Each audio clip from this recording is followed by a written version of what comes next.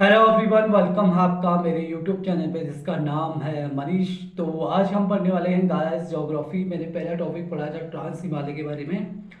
उसके बाद मैंने बताया था कि जो ट्रांस हिमालय और मध्य हिमालय उन दोनों में जो अलग करता है एमसीटी करता है, यानी कि मेन सेंट्रल ट्रस्ट, ठीक है। और मध्य हिमालय और लघु हिमालय के बीच वो कौन अलग करता है आपका, तो आपको बताना मुझे, ठीक है। कल बताया था मैंने इसको, ठीक है। अब बात करते हैं मध्य हिमालय के बारे में। तो जैसे कि मैंने महान हिमालय के बारे में बता दिया था कि जो माउंट एवरेस्ट है, जितने भी पर्वत बताए वो कहाँ पे है, आपके महान हिमालय में है, ठीक है। लघु हिमालय की बहुत बात करें तो लघु हिमालय को क्या क्या बोला जाता है, स्मॉल हिमालय बोला जाता है, मिडिल हिमालय बोला जाता है, निचला हिमालय बोला जाता है और लेसर हिमालय बोला जाता है। तो इतने नाम तो याद ही रखने चाहिए आपको, ठीक है। इसको हिम का आंचल भी कहा जाता है, बर्फ का आंचल कहा जाता है, ठीक है। हिमाद्री किसको कहेंगे हम, आपका महान हिमालय को बोलेंगे, लेकिन हिम का आंचल हम किसके कहेंगे, तो वो कहेंगे लघु हिमालय को, ठीक है। बर्फ का आंचल भी कहा जाता है इसको, ठीक है। जो जम्मू कश्मीर है ना, वहाँ के जो पीर पंजाल श्रेणी है वो किसके अंतर्गत आता है, आपका लघु हिमालय के अंतर्गत ही आता है, ठीक है। तो झेलम और ब्यास नदी के में है जो झेलम और ब्यास नदी आती है आपके यहाँ पर पीर पंजाल श्रेणी में, ठीक है।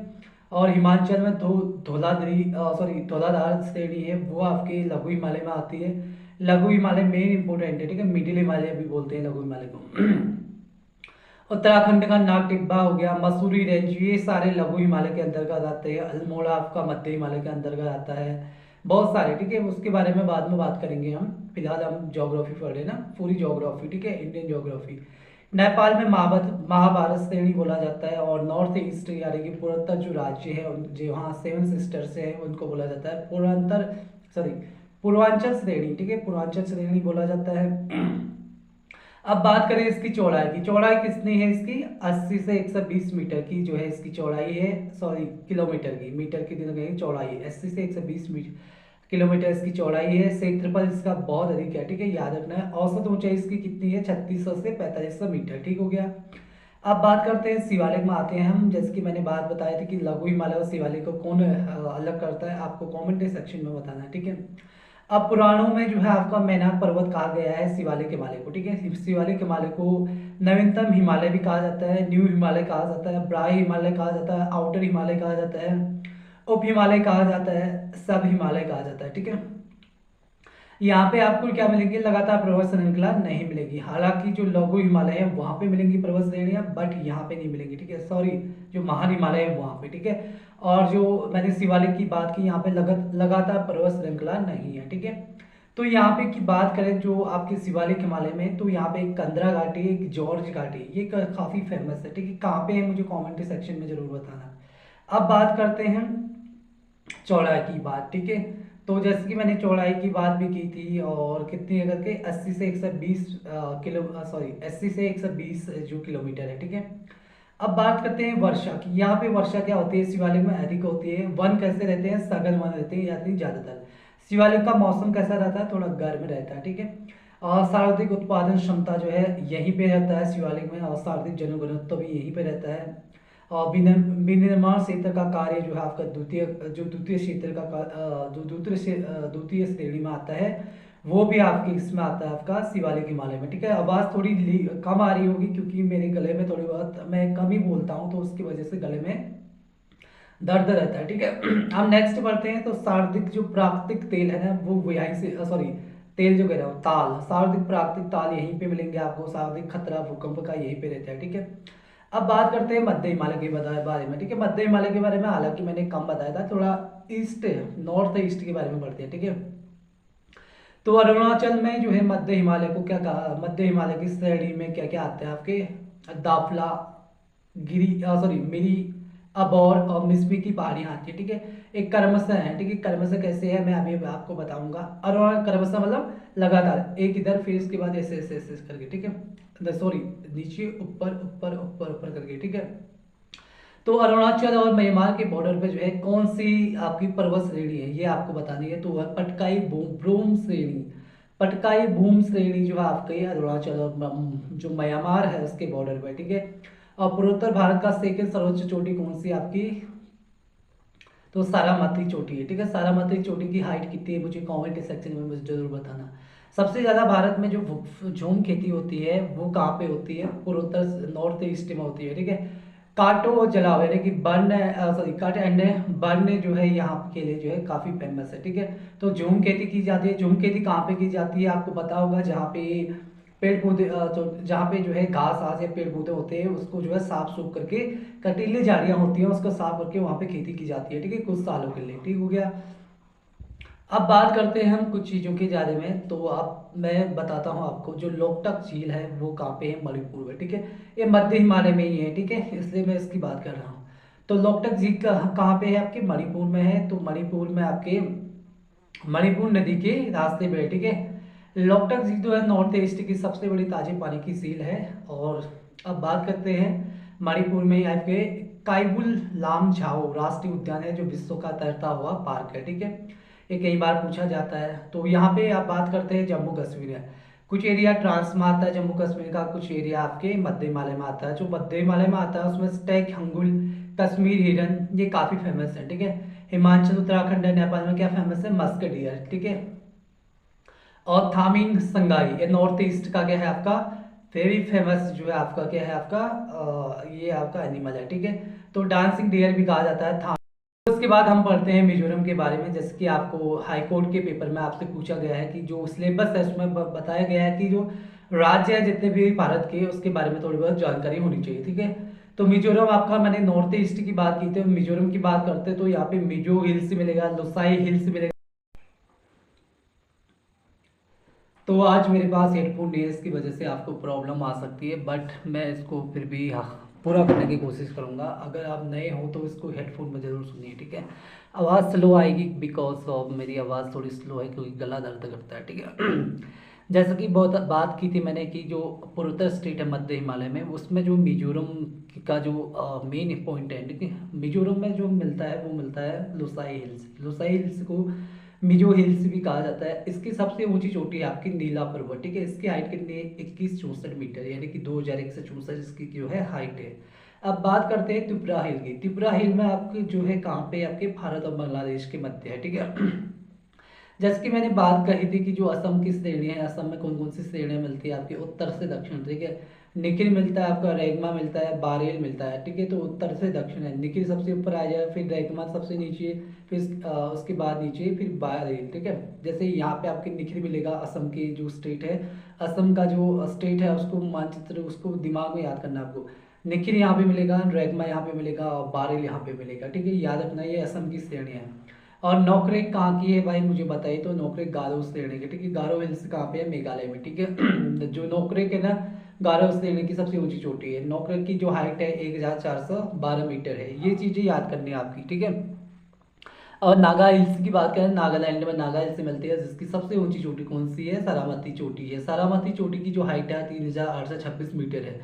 ये आपको याद रखना है, ठीक है। आपको नोट्स इस तरह से बनाने हैं, ठीक है। जैसे कि मैंने ज्योग्राफी की वजह पहले भी बताया कि इस तरह से नोट्स बनाने हैं, इतनी मोटी बुक से ले लेने हैं आपको, ठीक है।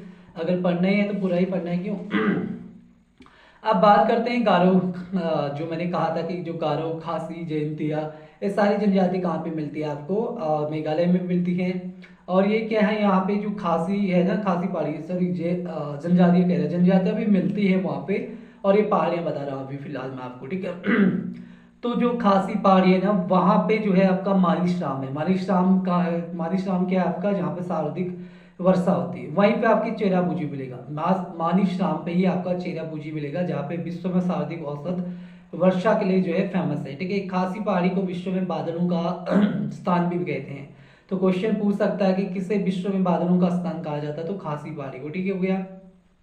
नॉर्थ ईस्ट के जो मेन मेन पॉइंट है उसी की बात करेंगे, ठीक है। उसके बाद नेक्स्ट बढ़ते हैं हम। तो मध्य हिमालय की बात की हमने, किसकी बात की थी अभी, तो अभी हमने जो भी पढ़ा था मध्य हिमालय के बारे में पढ़ा था, ठीक है। आप मध्य हिमालय में जो मखमली घास मिलती है आपको, तो उत्तराखंड में उसको बोला जाता है बुग्याल, पयार, ये सब चीजें बोली जाती है, ठीक है।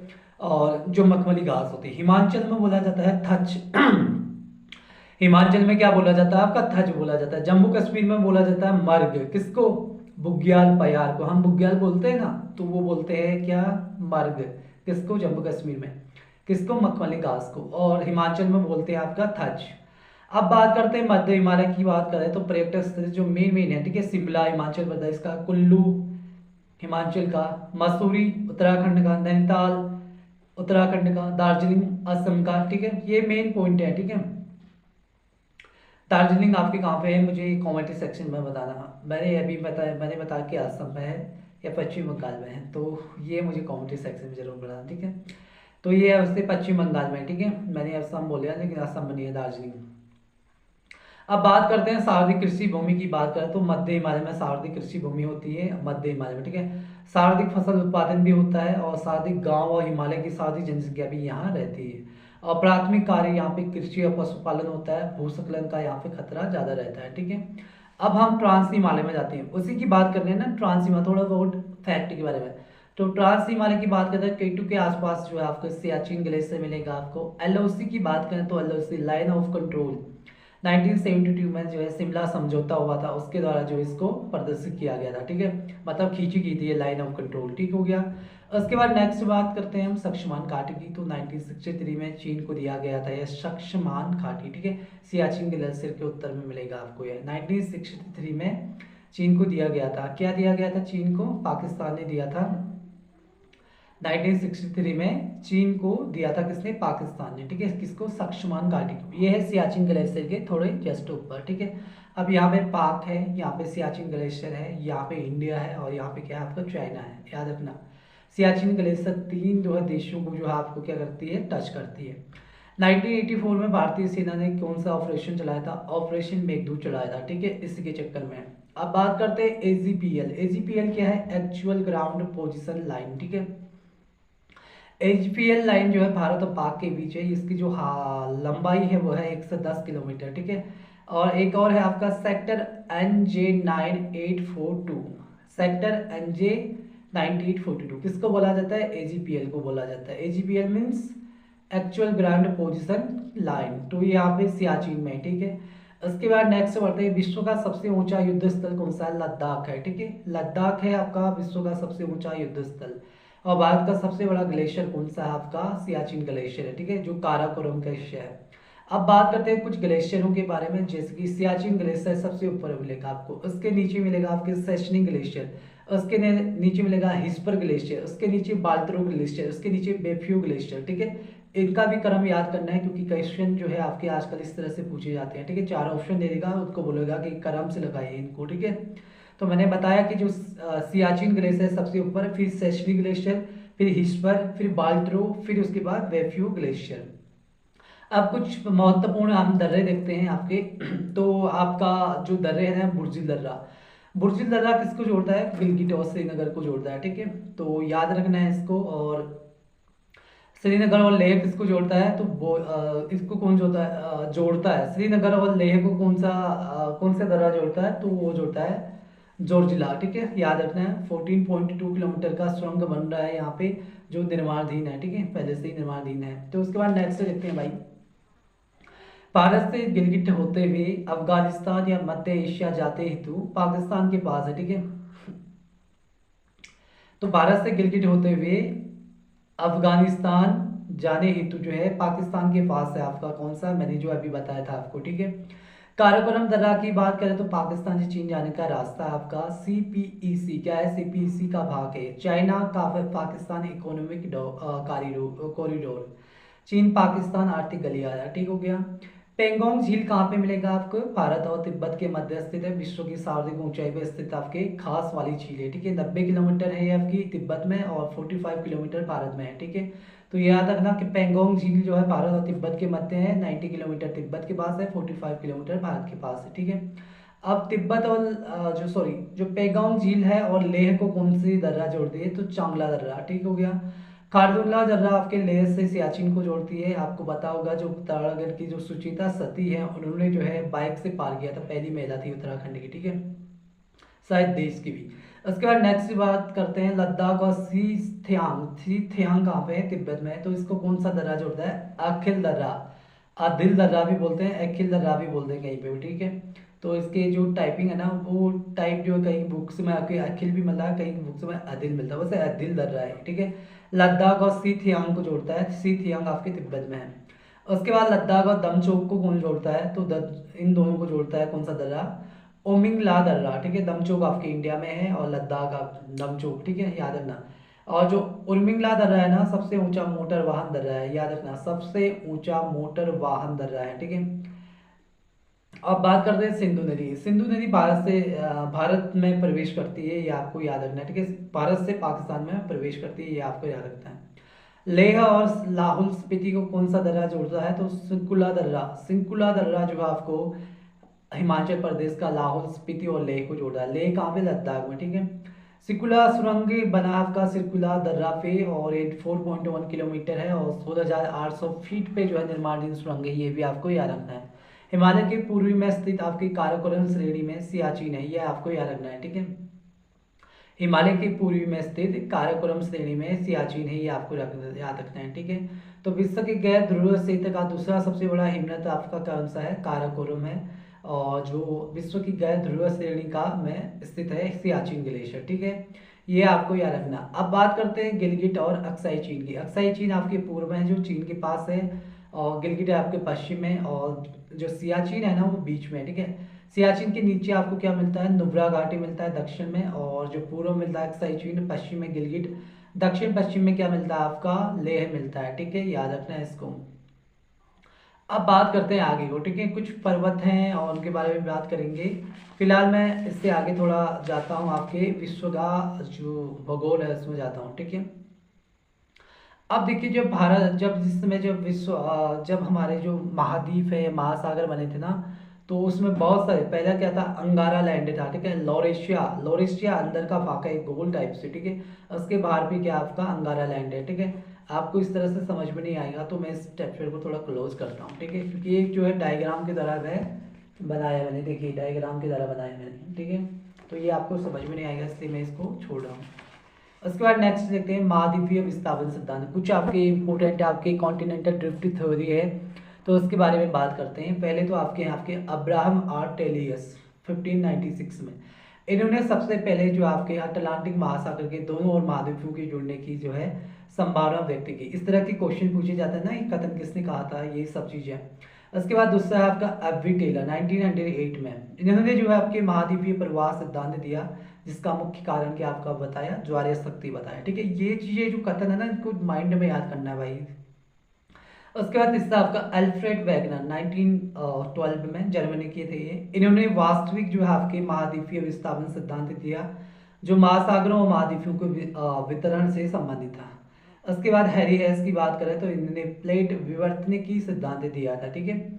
अब महाद्वीप और महासागर में क्या डिफरेंट है, तो महाद्वीप होते हैं भाई हल्के, महासागर होते हैं भारी, ठीक है, याद रखना ये चीज है। हैरी हेस ने संपूर्ण विश्व को 7 बड़ी बड़ी जो है प्लेटों में विभाजित किया। इंडो ऑस्ट्रेलिया प्लेट और यूरेशियन प्लेटों के बीच घर्षण के कारण हिमालय क्षेत्र का निर्माण हुआ, और यही कारण है कि मध्य हिमालय में सबसे खतरनाक भूकंप पाए जाते हैं। ये चीजें मैंने जो अभी बताई ना, वो चीजें आपको माइंड में याद करने दी। क्या बताया मैंने कि जो हैरी हेस है, कौन है हैरी हेस, हैरी हेस है जिन्होंने प्लेट विवर्तनी का सिद्धांत दिया। उनका कहना है कि जो संपूर्ण विश्व है ना, उसको 7 बड़ी जो है प्लेटों में उन्होंने विभाजित किया सबसे पहले, और उन्हें बताया कि जो इंडो ऑस्ट्रेलियाई प्लेट है और यूरेशियन प्लेटों के बीच जो है घर्षण के कारण जो आपके हिमालय क्षेत्र का निर्माण हुआ है, और यही कारण है कि जो मध्य हिमालय में है सबसे खतरनाक भूकंप पाए जाते हैं। अब बात करते हैं प्रायद्वीपीय भारत में। तो प्रायद्वीपीय भारत की बात करते हो, प्रायद्वीपीय भारत कहाँ जाएगा, भारत के इस नक्शे में, ठीक है। इस तरह से नक्शा बनाता होता है ना, जहाँ से गुजरात का थोड़ा रेंज, नीचे से महाराष्ट्र, ये सब चीजें, और यहाँ से, ठीक है। तो उसको याद करना है, तो आपको जो है मैप के द्वारा याद करना है, ठीक है, अपने माइंड में याद करना है, क्योंकि मैप तो आपने देखा होगा, कई सालों से देख रहे होगे। तो प्रायद्वीपीय भारत की बात करें तो यहाँ पे अरावली मिलता है, धारवाड़ मिलता है, सिया भूमि मिलता है, ये तीनों भागों का बना हुआ आपका प्रायद्वीपीय भाग, ठीक है। मेन पॉइंट है आपका प्रायद्वीपीय भारत का, ठीक है। तो मेन पॉइंट कौन कौन से, जब से अभी क्वेश्चन पूछे जाएगा ना कि इनमें से कौन प्रायद्वीपीय भारत का भाग नहीं है, अरावली, धारवाड़, सिया भूमि, या फिर एक ऑप्शन ऑफ दे देगा, ठीक है। तो 3 अरावली, धारवाड़ और सिया भूमि क्या है आपके, तीनों आपके प्रायद्वीपीय भारत के भाग बने हैं, ठीक है। भारत को 5 भागों में बांटा गया है। उत्तर का मैदानी भाग, उत्तर का मैदानी भाग में आपको क्या मिलता है, अन्न का भंडार कहा जाता है इसको, ठीक है, याद रखना है। और दूसरा भाग किस में बांटा गया है, आपके पूर्वी एवं पश्चिमी घाट में, तीसरा आपका पूर्वी एवं पश्चिमी तट में, चौथा आपका प्रायद्वीपीय भारत में, पांचवा आपका द्वीपीय समूह में, ठीक है। और प्रायद्वीपीय भारत को जो है खनिजों का भंडार कहा जाता है, ये भी आपको याद रखना है, ठीक है। और जो प्रायद्वीपीय भारत है वो पुराना है, और जबकि उत्तर का मैदानी भाग जो है नया है, ठीक है, ये भी आपको याद रखना है। अब बात करते हैं कुछ नदियों के बारे में, जैसे अनुवर्तीय नदियाँ। अनुवर्ती नदियाँ कैसी होती हैं?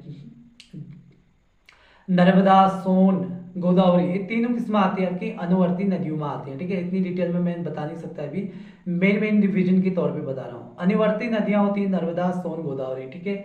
अब बात करते हैं ट्रांस हिमालय, मैंने जैसे की बात की, मध्य हिमालय, महान हिमालय की बात की थी, फिर मध्य हिमालय, फिर शिवालय की, ठीक है। तो ट्रांस हिमालय और महान हिमालय को मैंने बताया था कि ITCZ जो है अलग करता है, इंडस सांगपो सच्चा जोन, ठीक हो गया। और महान हिमालय और मध्य हिमालय को कौन अलग करता है? MCT, main central thrust. उसके बाद मध्य हिमालय और शिवालिक को MBT, main border thrust, main boundary thrust. उसके बाद मध्य हिमालय शिवालिक और भाबर को कौन अलग करता है? HFF, यानी कि हिमालय फ्रंटल फॉल्ट, ठीक है, ये आपको याद रखना है। उसके बाद नेक्स्ट देखते हैं, अब बात करते हैं ब्रह्मपुत्र की, ठीक है। ब्रह्मपुत्र भी तो यहाँ की ये नदी, वो क्या कहते हैं, प्राचीन की है, ठीक है, याद रखना। पूर्ववर्ती नदी जिसे हम कहते हैं, सिंधु, सतलज, ब्रह्मपुत्र, तीनों क्या आपकी पूर्ववर्ती नदियां, पूर्व में बहने वाली। तो ब्रह्मपुत्र की सहायक आपकी लोहित, लोहित जो नदी है वो आपकी ब्रह्मपुत्र की सहायक है। क्यों फेमस है लोहित नदी? क्योंकि इसमें पुल बनाया गया है 9.8 किलोमीटर का, ये भी आपको याद रखना है, ठीक है। हिमालय का गिरिपथ किसे कहा जाता है? हिमालय का गिरिपथ कहा जाता है शिवालिक श्रेणी को, ठीक है। देहरादून में आपको शिवालिक श्रेणी मिलेंगी, ये भी याद रखना है। शिवालिक का गिरिपथ कहा जाता है भाबर को, जबकि हिमालय का गिरिपथ शिवालिक, और शिवालिक का गिरिपथ हो गया भाबर।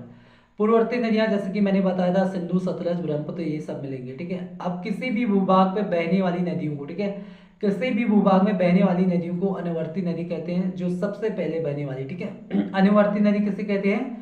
किसी भी भूभाग पर बहने वाली नदियों को अनुवर्ती नदी कहते हैं, जो सबसे पहले बहने वाली नदियां, ठीक है। अनुवर्ती नदियों की सहायक होती है प्रवर्ती नदियां, ठीक है।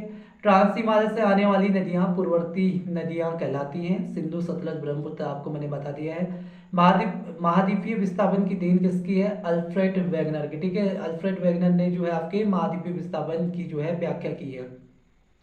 अब विश्व के मानचित्र पर भारत को दर्शाने वाला कौन था? तो विश्व को जो है भारत के मानचित्र, विश्व के मानचित्र पर भारत को दर्शाने वाला टॉलमी था। ये मेन मोस्ट इंपोर्टेंट हो जाता है। मॉर्गन की बात करें, मॉर्गन आपके वैज्ञानिक व्याख्या करते हैं प्लेट विवर्तनी सिद्धांत की, ठीक है। प्लेट विवर्तनी की व्याख्या किसने की है? सिद्धांत किसने दिया है? हैरी हेस ने। लेकिन जो वैज्ञानिक व्याख्या करते हैं आपके प्लेट विवर्तनी की सिद्धांत की, वो कौन करते हैं? आपके मॉर्गन करते हैं, ठीक है। विश्व मानचित्र पर अवस्थिति कहाँ पे? आपके उत्तर पूर्व में, ठीक है। अब हिमालय की बात करते हैं, जिसकी मैंने पहले भी बताया था कि हिमालय आपका क्या है? नवीन वलित पर्वत है, ठीक है। विश्व का सबसे ऊंचा पर्वत है, विश्व का 4 सबसे लंबे पर्वतों की भी बात करेंगे हम। और जो हिमालय ना, इसकी लंबाई कितनी है? 2500 किलोमीटर, ठीक है। 2500 किलोमीटर किसकी हाइट, किसकी लंबाई है आपकी? हिमालय की। और चौड़ाई कितनी है? 160 किलोमीटर है, ठीक है। 160 किलोमीटर, कहीं पे ज़्यादा भी मिलेगा आपको, ठीक है, 400 मीटर एक्स्ट्रा मिलेगा, तो ये भी आपको याद रखना है। चौड़ाई, ठीक है। अब बात करते हैं ज्वालामुखी। तो ज्वालामुखी में जो सिलिका की मात्रा होती है तो गाढ़ा होता है, और फैकल्टी मिलता है आपको, फैकल्टी, उसके बारे में भी बात करेंगे, ठीक है। तो ज्वालामुखी पर्वत, ब्लॉक पर्वत, ब्लॉक पर्वत किसे कहा जाता है? विंध्याचल श्रेणी को, ठीक है। रिफ्ट घाटी भी कहा जाता है इसको। और मैंने जैसी बात की थी ज्वालामुखी पर्वत के बारे में, उसके टॉपिक को हम बाद में कवर करेंगे, अभी मैं समझा नहीं सकता इसमें। तो विश्व का सबसे ऊंचा जो आपके पर्वत है आपका, कौन सा? आपका एंडीज पर्वत श्रेणी है, ठीक है। तो ये कहाँ पे है? साउथ अफ्रीका में है, ठीक है। और उसके बाद विश्व का सेकंड कौन सा है? रॉकी पर्वत है आपके, तो ये क्या पे है आपका? नॉर्थ अमेरिका में, ठीक है। सॉरी, हाँ, नॉर्थ अमेरिका में, ठीक हो गया। और ग्रेट डिवाइडिंग रेंज कहाँ पे है? आपकी ऑस्ट्रेलिया में, ठीक है। हिमालय का विस्तार कहाँ कहाँ तक है भाई? 5 जो है आपके देशों में है। पाकिस्तान हो गया पहला, दूसरा आपका इंडिया आ गया, तीसरा नेपाल आ गया, चौथा आपका भूटान आ गया, पांचवा आपका तिब्बत आ गया। तो 5 देशों में हिमालय का जो है विस्तार है, ठीक है। सर्वाधिक चौड़ाई आपकी जो हिमालय की है वो कौन से हिमालय में है? मध्य हिमालय में, ठीक है। और सर्वाधिक जो चौड़ाई है पश्चिमी हिमालय का, ठीक है। ये इस तरह से भी याद करना, ठीक है। सर्वाधिक चौड़ाई आपकी मध्य हिमालय की है, और किस साइड को? पश्चिमी हिमालय की। पूर्वी हिमालय में सबसे ज्यादा चौड़ाई है तो पश्चिमी हिमालय में, ठीक है। हिमालय की चौड़ाई जो है आपकी पूर्व से, पूर्व कहाँ पे है? यहाँ पे है पूर्व, पश्चिम यहाँ पे है, ठीक है। जैसे कि भारत का नक्शा है तो पूर्व यहाँ पे होगा, पश्चिम यहाँ पे होगा। आपके लेफ्ट हैंड, ठीक है, जो बायां हाथ होगा, जो बायां हाथ होगा यहाँ पे क्या होगा आपका पश्चिम होगा, ठीक है। ये और जो दूसरा हाथ होगा राइट हैंड, तो वो आपका क्या हो जाएगा पूर्व हो जाएगा, ठीक है। तो हिमालय की चौड़ाई पूर्व की अपेक्षा पश्चिम में आपकी अधिक है। हिमालय में पूर्व क्षेत्र में अधिक वर्षा होने के कारण पूर्व में जो है चौड़ाई कम होती है। ये मैंने क्या बताया, थोड़ा बहुत डिस्कस किया इसके बारे में। कई बार कथन पूछे जाते हैं कि हिमालय की चौड़ाई पूर्व की अपेक्षा पश्चिम में अधिक है, ठीक है, इस तरह से। और हिमालय में पूर्व क्षेत्र में अधिक वर्षा होने के कारण पूर्व में जो है चौड़ाई कम है। मैं क्यों बता रहा हूँ, एक दो दो चीजें दोबारा दोबारा क्यों पढ़ा रहा हूँ, क्योंकि मोस्ट इंपोर्टेंट है ये चीजें। अब जैव विविधता की बात करते हैं, बायोडायवर्सिटी की, ठीक है। पूरी हिमालय जैव विविधता उच्च पाई जाती है यहाँ पे। हिमालय की श्रृंखला में जो है शिवालिक हिमालय लगातार पर्वतमाला नहीं बनाती है, ठीक है। मैंने बताया था ना कौन सी श्रेणी आपकी लगातार पर्वत श्रेणियां बनाती है, महान हिमालय। हिमालय का विस्तार जो है कितने देशांतर में, आपके 22 देशांतर में, ठीक है। उसके बाद नेक्स्ट देखते हैं हम सतल मंडल। स्थल मंडल क्या होता है आपका, जलमंडल क्या होता है आपको पता होगा। तो पृथ्वी की सर्वोच्च चोटी कौन सी है जो स्थल मंडल और जलमंडल में सबसे हाईएस्ट पे है, माउंट मोनाकिया, ठीक है। माउंट मोनाकिया पर्वत जो है आपके हवाई द्वीप में मिलेगा, यूएसए में है, ठीक है। तो ये आपकी 10,000 मीटर है, आपकी सॉरी 10,000 मीटर से ऊपर है, ठीक है, 10,000 मीटर से प्लस है मतलब। और जो स्थल मंडल की बात करें, स्थल मंडल की सर्वोच्च चोटी है आपकी माउंट एवरेस्ट, जिसकी 8,848.86 मीटर है, ठीक है। तो मैंने जैसे कि कहा कि स्थल मंडल और जल मंडल, ठीक है। स्थल मंडल मतलब क्या हुआ, जो जमीन है, जल मंडल जमीन जो जल में है। तो स्थल मंडल और जल मंडल यानी कि दोनों में पृथ्वी की सर्वोच्च चोटी है आपकी 10,000 मीटर में माउंट मोनाकिया, जो हवाई द्वीप में है, जो हवाई द्वीप में है। हवाई द्वीप क्या है आपका, एक पर्वत है। तो हवाई द्वीप में मैंने जैसे कि बताया कि माउंट मोनाकिया 10,000 मीटर से प्लस में है। तो ये सबसे क्या है आपकी पृथ्वी की सर्वोच्च चोटी है, जबकि स्थल मंडल की सर्वोच्च चोटी कौन सी है, माउंट एवरेस्ट, ठीक है। अब बात करते हैं, जैसे कि मैंने बताया कि माउंट मोनाकिया जो है सबकी आपकी क्या है, जलमंडल और स्थल मंडल की सर्वोच्च चोटी है। तो ये प्रशांत महासागर में मिलेगा आपको, ठीक है। 4,205 मीटर इसके सागर से बाहर है, ठीक है। 4,205 मीटर आपकी सागर से बाहर है। 10,000 में से 4,205 घटा दोगे तो क्या आ जाएगा, आपका आंसर मिल जाएगा। अब भौगोलिक की बात करते हैं, तो हिमालय का जो विभाजन हुआ था भौगोलिक दृष्टि से और प्रादेशिक दृष्टि से कितना डिफरेंट है। भौगोलिक दृष्टि की बात करें तो महान हिमालय, मध्य हिमालय जो है और शिवालिक हिमालय, इस तरह से जो है भौगोलिक दृष्टि से हिमालय का विभाजन किया गया है। ट्रांस हिमालय क्यों नहीं कह रहा हूं मैं, क्योंकि ट्रांस हिमालय पुराना है, पहले से ही तैयार है, ठीक है। अब प्रादेशिक दृष्टि से हिमालय का विभाजन करें तो पंजाब हिमालय पहला, दूसरा कुमाऊं हिमालय, तीसरा नेपाल हिमालय, चौथा आपका असम हिमालय आ जाएगा, ठीक है। अब बात करते हैं जो महान हिमालय और मध्य हिमालय का ना, वो सेनोजोइक काल के, सेनोजोइक जो है आपके एज के हैं, ठीक है।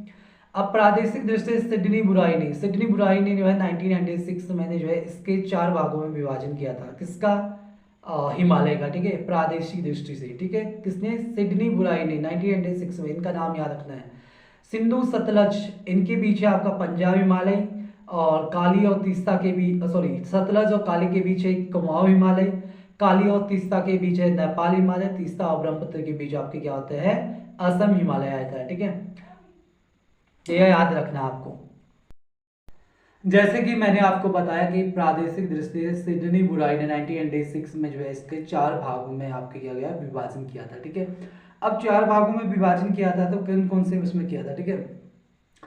सिंधु सतलज, सिंधु और सतलज के बीच, जो सिंधु और सतलज के बीच में क्या आपका पंजाब हिमालय, ठीक है। पंजाब हिमालय का जो विस्तार है सिंधु से सतलज है, ठीक है। अब पंजाब हिमालय को कश्मीर हिमालय भी बोलते हैं, उत्तर पश्चिम हिमालय भी बोलते हैं, ठीक है।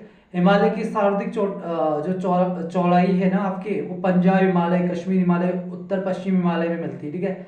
यहाँ पे क्या होती है, न्यूनतम वर्षा होती है, इसकी जो लंबाई है वो आपकी 560 किलोमीटर, ठीक है, याद रखना है 560 किलोमीटर, ठीक है। उसके बाद सतलज से काली की बात करें, जिसे कुमाऊं हिमालय भी कहा जाता है, गढ़वाल हिमालय भी कहा जाता है, हिमाचल भी कहा जाता है, ठीक है। तो यहाँ पे आपको सर्वाधिक मात्रा पे ग्लेशियर मिलते हैं, सर्वाधिक जो पर्यटन होता है वो यहीं पे होता है, और इसकी जो लंबाई है 320 किलोमीटर है, ठीक है। उसके बाद नेक्स्ट है आपका काली से तीस्ता, इसको नेपाल हिमालय बोला जाता है, सिक्किम हिमालय बोला जाता है, दार्जिलिंग हिमालय बोला जाता है। तो ये सबसे लंबा जो है आपकी इसकी लंबाई है, सबसे लंबी जो है आपकी क्या है आपकी नेपाल, सबसे लंबी हिमालय है, सबसे लंबा हिमालय, ठीक है। नेपाल हिमालय कह सकते हैं आप, सिक्किम हिमालय कह सकते हैं इसे, दार्जिलिंग हिमालय कह सकते हैं। इसकी इसकी जो लेंथ है वो कितनी है, 800 किलोमीटर है, ठीक है। उसके बाद जो तीस्ता और ब्रह्मपुत्र आते हैं ना, उसे असम हिमालय भी कहा जाता है, अरुणाचल हिमालय भी कहा जाता है, उत्तर पूर्व हिमालय भी कहा जाता है। यहाँ पे सर्वाधिक मात्रा में वर्षा होती है। हिमालय की न्यूनतम चौड़ाई यहाँ पे मिलती है। सबसे ज्यादा चौड़ाई कहाँ पे मिलती है हिमालय की? सिंधु से सतलज के बीच यानी कि पंजाब हिमालय में, ठीक है। सबसे कम कहाँ में मिलती है? तीस्ता और ब्रह्मपुत्र में, जो है असम हिमालय में, ठीक है।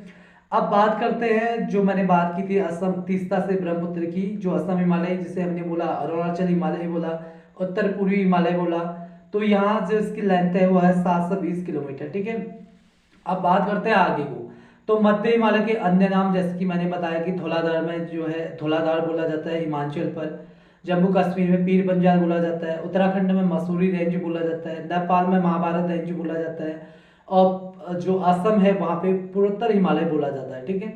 तो भारत का जो अन्न भंडार यानी कि नवीनतम भूभाग किसे कहा जाता है? उत्तर भारत का विशाल मैदान को। अभी मैंने बात की थी ना कितने भागों में बांटा गया कैसे, तो भारत का अन्न भंडार कहा जाता है या न्यूनतम भूभाग कहा जाता है उत्तर भारत के विशाल मैदान को, ठीक है। यहाँ पे सर्वाधिक कृषि उत्पादन होता है। निर्माण की बात करें तो हिमालय और प्रायद्वीपीय नदियों से इसका निर्माण हुआ है। संरचना की दृष्टि से देखें तो भाबर और तराई जो है इसके बाद आते हैं, शिवालिक की बात, ठीक है। शिवालिक की बात, और जो उत्तर भारत में देखते हैं हम जो है संरचना की दृष्टि से जो है उत्तर भारत में भाबर के बाद क्या आता है? तराई आता है। तो भाबर और तराई में डिफरेंट क्या है? तराई से आपके बागर और खादर बनता है, खादर आपके डेल्टा बनाते हैं, ठीक है। बागर क्या होता है और खादर क्या होता है आपको पता होगा। अब बात करते हैं प्रादेशिक दृष्टि से, जैसे कि मैंने बताया था पंजाब हिमालय, पंजाब हिमालय को हरियाणा, राजस्थान, यूपी, बिहार, ब्रह्मपुत्र, पश्चिम बंगाल इन दृष्टि से बांटे गए हैं, ठीक है। पश्चिम बंगाल, ब्रह्मपुत्र कह सकते हैं, अलग अलग मतलब 5 रेंज मैंने बताया था ना, वही। अब संरचना की दृष्टि से जो उत्तर भारत के मैदान की बात करें तो हिमालय और प्रायद्वीपीय भारत की नदियों से इसका निर्माण होता है, इसके उत्तर भारत का निर्माण, ठीक है। तो कुल लंबाई है इसकी 3200 किलोमीटर पूर्व से पश्चिम तक। औसत ऊंचाई इसकी कितनी है? 50 से 150 मीटर, ठीक है। पूर्व से पश्चिम और पश्चिम से पूर्व जाने पर चौड़ाई में जो है पहले कमी आती है, फिर जो है पुनः वृद्धि होती है, ठीक है। सर्वाधिक जनसंख्या यहाँ पे निवास करती है। भारत की जो सर्वाधिक जनसंख्या यहाँ पे क्या रहती है? जनघनत्व रहता है, और सर्वाधिक जनसंख्या निवास करती है, ठीक है। नेक्स्ट देखते हैं हम। अब मैंने जिसकी बात कहा था ट्रांस हिमालय, यहाँ पे आएगा ट्रांस हिमालय, ठीक है। उच्च हिमालय महान हिमालय से आएगा, फिर उसके बाद यहाँ पे क्या आएगा आपके? मध्य हिमालय, फिर इसके बाद शिवालिक हिमालय। मध्य हिमालय लघु हिमालय की है, ठीक है। शिवालिक के बाद क्या आता है? भावर क्षेत्र आता है, उसके बाद शिवालिक का गिरिपाद आता है, उसके बाद तराई आता है। तराई को जरूर पंकु भी बोलते हैं, ठीक है, ये भी याद रखना है। जैसे कि आपको मैंने बताया कि जो उत्तर भारत का विशाल मैदान है वहाँ पे आपके चावल, गेहूं, मक्का, ज्वार, कपास काफी अच्छी मात्रा में जो है यहाँ पे इसकी पैदावार होती है, ठीक है। अब भाबर का क्षेत्र की बात करें तो अनुपजाऊ क्षेत्र है, वनों की अधिकता है, पर्यावरण संतुलन यहाँ पे है, और मानव बसाव यहाँ पे ज्यादातर है, ठीक है। चौड़ाई आपकी 8 से 16 किलोमीटर मानी जाती है किसकी? भाबर का, ठीक है। अब मैंने तराई की बात की थी, तराई की खादर, खादर को बोलते हैं निचला भाग आता है, बागर आपका ऊंचा भाग, ठीक है। ऊंचा भाग जो खादर है, सॉरी ऊंचा भाग जो बागर है वो होती है पुरानी जलोढ़ मिट्टी, ठीक है। जो पुरानी जलोढ़ मिट्टी होती है उसको बागर बोला जाता है, और जो खादर होता है वो नवीनतम होता है, ठीक है। जो बहा के ले गया ना, नवीनतम बहाता ही ले जाएगा, ठीक है। बांगर की बात करेंगे सबसे पहले, तो बांगर जो है ऊंचा भाग में होता है। प्राकृतिक तटबंध बनते हैं यहाँ पे 10 से 12 वर्ष बाद बाढ़ आती है। यहाँ पे प्राकृतिक जो तटबंध है यहाँ पे टूटना स्टार्ट होते हैं, यहाँ पे मतलब 10-12 साल के बाद ही टूटते हैं, ठीक है। खनिजों की कमी रहती है यहाँ पे, खाद अधिक दिया जाता है, यहाँ पे उत्पादन कम होता है। कुल उत्पादन की बात करें यहाँ पे अधिक होगा, लेकिन उत्पादन यहाँ पे क्या होगा? कम होगा। अब बात करते हैं, जैसे कि मैंने खादर की बात कहा, निचला भाग है, प्रत्येक वर्ष यहाँ पे बाढ़ आती है। नई जलोढ़ मिट्टी है, ठीक है। खनिजों की अधिकता रहती है, उत्पादन क्षमता भी अधिक होता है, लेकिन कुल उत्पादन यहाँ पे कम होता है, ठीक है। इन दोनों को डिफरेंट कितना है? खादर, खादर बने नया नया, ठीक है, बागर बने पुराना।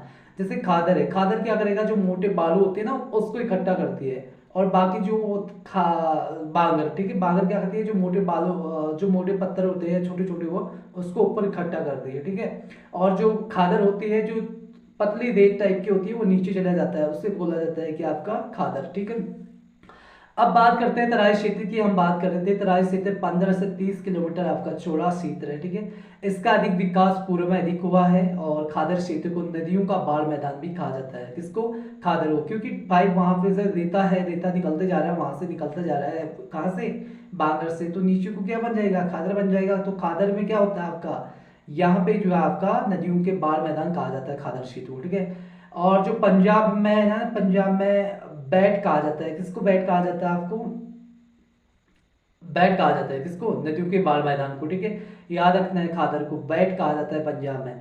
और बांगर भूमि का हिस्सा, जैसे कि मैंने बताया बांगर ऊंचा भाग है, तो यहाँ पे आपको भूड़ मिलेगी, भूड़, ठीक है, भूड़ आपके रामगंगा घाटी यूपी की साइड मिलेगी। रेह कलर कहा जाता है, रेह कलर क्या होता है, जो सिंचाई देने पर नमकीन परत छोड़ती है, ठीक है। यहाँ पे जो भूड़ होता है ना, अत्यधिक जो है यहाँ पे क्या होता है, जुताई जो होती है अत्यधिक कठिन होती है। तो भूड़ मतलब इस तरह से, जैसे खेत, आपका खेत में कुछ ऊंचा भाग टाइप का नहीं होता, ऐसे पत्थर का, कुछ मिट्टी का, इस टाइप से, जहाँ पे खेती करना बहुत टफ हो जाता है या फिर उसको फोड़ना बहुत टफ हो जाता है, तो उससे ही बोला जाता है भूड़, ठीक है। तो भूड़ बोलते हैं आपके किसको, जो रामगंगा घाटी है वहां पे ज्यादा मिलती है आपको, ठीक है। और डेल्टा में उच्च भूमि को क्या कहते हैं, डेल्टा में जो है उच्च भूमि को बोलते हैं आपके चार, चार, फोर, फोर मत करना, चार, ठीक है। तो डेल्टा में उच्च भूमि को चार कहते हैं, निम्न भूमि को क्या आपके क्या कहते हैं, बिल कहते हैं, बिल, निम्न भूमि को बिल कहते हैं, डेल्टा में उच्च भूमि को चार कहते हैं। फूड, जैसे कि मैंने बताया कि जो फूड मैदान है वो जुताई यहाँ पे असंभव होती है, किसान तथा किसान इस भूमि को जो है छोड़ देते हैं, जिससे फूड भूमि कहते हैं, ठीक है, क्योंकि यहाँ पे खेती करना काफी टफ हो जाता है और यहाँ पे जो है अच्छी नहीं होती, मतलब वहाँ की पत्थर टाइप की होती है, वो बहुत ठोस टाइप की होती है, ठीक है। अब रेह कलर की बात की तो बांगर भूमि जो होती है, मैंने बताया था कि जैसे कि आपकी खादर बांगर में डिफरेंट है कि ऊंचा भाग है बांगर भूमि। तो रेड कलर जो आपके पंजाब, हरियाणा, उत्तरी राजस्थान, इस भूमि में सिंचाई देने में जो है नमक की क्या बनती है, परत बन जाती है, याद रखना। नमक की परत बनेगी तो क्या होगी, खेती अच्छी होगी, नहीं बुरी होगी, ठीक है, बेकार होगा वहां पे। अब बात करते हैं प्रादेशिक दृष्टि से, जैसे कि मैंने बात कहा था पंजाब हिमालय, हरियाणा हिमालय भी कहते हैं, जैसे इसे सिंधु मैदान भी कहते हैं। तो ये दो नदियों के बीच के मैदान क्षेत्र को क्या कहते हैं, सबसे पहले ये बताना है आपको। तो दो दो नदियों के बीच के मैदानी क्षेत्र को बोला जाता है दोआब भूमि, ठीक है। दोआब भूमि किसको बोलते हैं, जो दो नदियों के बीच के मैदान को या फिर दो नदियों के बीच के क्षेत्र को।